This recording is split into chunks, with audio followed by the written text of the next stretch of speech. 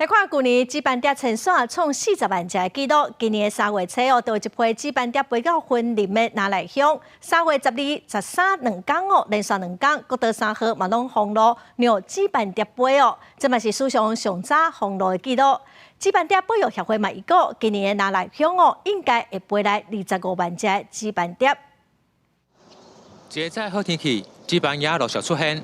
观测人员无因记录高层数量，到好一下早9点半左右，每分钟的鸡斑鸭达到100只。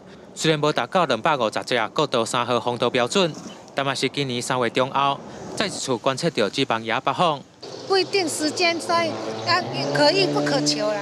就看这紫斑蝶是可遇不可求啦。你来对时间，它就会很漂亮很多。今天目前现在的一个量，1分钟大概100只左右。那这样的状况应该会，等一下可能会慢慢攀升，那不一定会封到哈。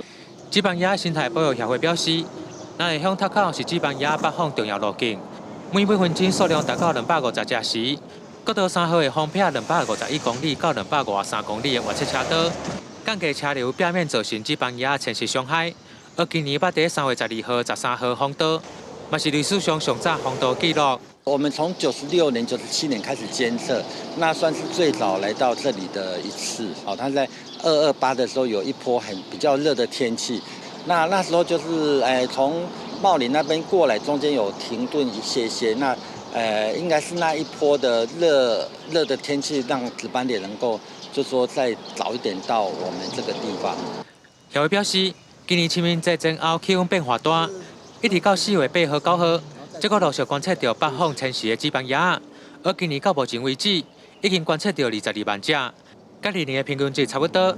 但到4月底，每天有7名志工会来观测算鸭的标访，预估今年的数量大约25万只。